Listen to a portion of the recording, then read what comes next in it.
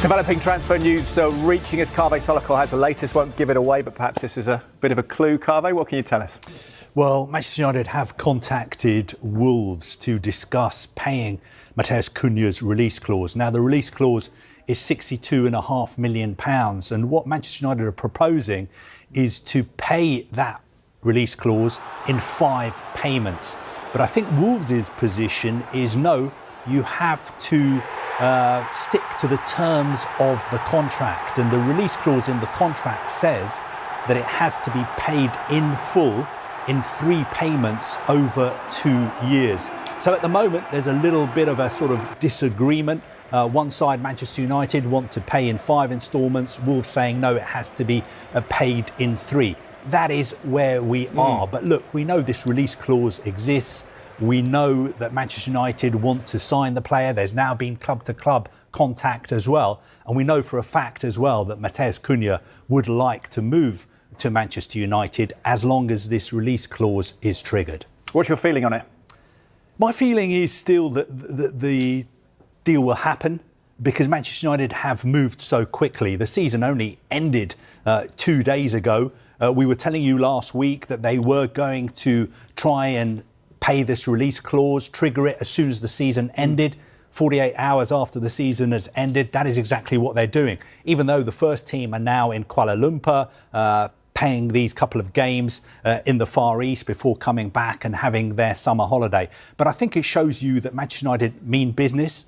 It shows you that they are going to back Ruben Amorim. Obviously, it's been a very, very disappointing season, but Amorim has spoken to his players. He said the past is the past. Forget about last season. Let's consign it to the history books. Let's play these games we've got now. Let's strengthen the squad. Some players will be coming in. Some players will be going as well. Let's regroup, refocus and come back stronger for next season. I think Cunha will be a Manchester United player pretty soon. But you can see this from Wolves' perspective as well.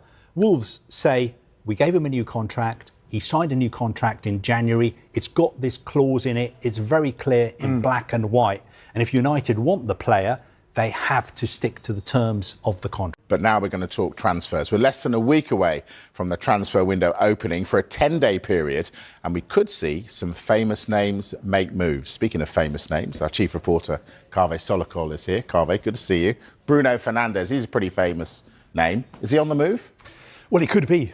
Saudi Arabian club Al Hilal really want to sign him, and they're playing in the Club World Cup next month. So they can use this window from June the 1st to June the 10th to sign him.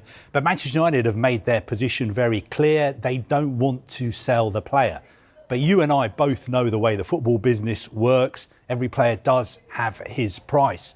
And there are reports that Al Hilal are willing to pay £100 million for him and give him an incredible tax-free long-term contract as well. So I think in the next few days, there is a real decision for Manchester United to make because the clock is ticking. Al Hilal want to sign players for the Club World Cup. That's interesting. Well, Ruben Amorim is in Kuala Lumpur with his United team. They're on that post-season tour. He was asked whether they'll be busy this summer in the market. I have to say that for us not to be in the Champions League could be an advantage to perform well, to perform better, to prepare better the games, to build that core that we need for the future. So I think it's a good thing for us to take advantage, not to have European games. So he's telling us not to expect much. How can they get Matheus Cunha through the door then? Well, look, I think Matheus Cunha wants to play for Manchester United. That's the important thing. And also he has this release clause in his contract, around £62 million. Now, if United decide to trigger that release clause, they're not going to be paying the £62 million up front. They will pay it in 3 instalments, each around £21 million. So that transfer fee will be paid over 3 years.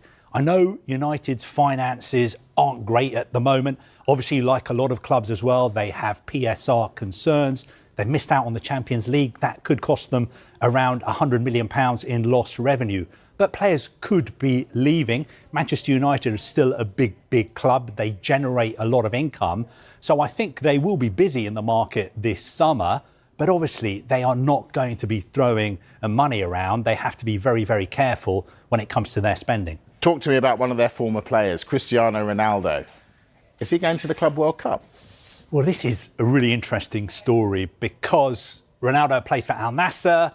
His contract runs out at the end of next month. Last night, he was playing for Al Nassr. Guess what? He scored again. I think his 800th career goal. But after the game, he put up this rather cryptic message on social media saying this chapter is over. The story continues, question mark. Now, the big question is he going to sign a new contract at Al Nassr? There have been lots of talks, no news yet. Or will he try and play in the Club World Cup next month? Now, FIFA have done everything possible to try and get all the world's big star players to play in this tournament. You've mentioned it. There's this special transfer window from the 1st of June to the 10th of June. So he could sign a short-term contract. For instance, he could sign for Al Ahly. They are playing in the Club World Cup. Riyadh rivals of Al Nassr, his present club, who are not playing in the Club World Cup. Other options, for instance, there's been lots of talk that he may move to the Brazilian club, Botafogo. Now, they became champions of South America for the first time in December. Lots of links in the Brazilian media with Ronaldo. That could be a possibility. Guess what? Some of his former clubs are also playing in the Club World Cup as well. Real Madrid, Juventus. So we know Lionel Messi is playing in the Club World Cup. Will we also have Cristiano Ronaldo playing in the Club World Cup? I think it's a real possibility now, depending on how you interpret his cryptic message on social media last night. Obviously, if he goes, ticket sales will go through the roof. Is that what it's all about, to get him there? You're so cynical, Mike. Every weekday around this time, you ask me a cynical question. But no. To be honest, you do make a very good point. FIFA have already got Lionel Messi into the tournament. Now, getting Ronaldo would be a major boost. I think he is probably up there with Lionel Messi in the United States as the most famous soccer player, as they would call him. It is an open secret. If you've got Cristiano Ronaldo playing in the Club World Cup, it would put more bums on seats. It would also get more people watching the tournament on TV. And last week, Gianni Infantino, in a very, very rare interview, the FIFA president did admit that he thought that there were quite a few clubs behind the scenes trying to sign Ronaldo for the Club World Cup. I bet they are. Before you go, I want to talk Liverpool. Jeremy Fringong, we've shown images of his private jet arriving. How close is that deal to being done? Well, I mean, first of all, it feels a bit strange to be talking about transfers and Liverpool, considering what is happening in Liverpool at the moment. But Jeremy Frimpong has flown in to finalise his move to Liverpool. We can see pictures there of him flying in by private jet. Now, he will be Liverpool's first signing of the summer. He's a brilliant player. Bayer Leverkusen, he had this release clause in his contract, 35 million euros, which Liverpool have decided to activate. He plays predominantly as a right wing back, can also play further forward on the right wing. So some people are thinking he's coming in as a ready-made replacement for Trent Alexander-Arnold. I'm not so sure, because Liverpool have still got Conor Bradley as well. And I think the two of them, players. Yeah, different players. And I think the two of them could play in the same side. What I think we'll be talking about in the next few days is one of his teammates following him to Anfield. Go on. Florian Wirtz. We've been talking about the fact that Liverpool thought he was either going to stay at Bayer Leverkusen or move to Bayern Munich. Then at the end of last week, they started getting indications from his camp that he actually wants to come to Liverpool. Liverpool are now in talks with Bayer Leverkusen. Obviously, they've been in talks with Bayer Leverkusen as well over Jeremy Frimpong. I think the next few days we may well see developments about Florian Wirtz moving to Liverpool. And if that happens, that could be a British transfer record, because Bayer Leverkusen value him at up to 150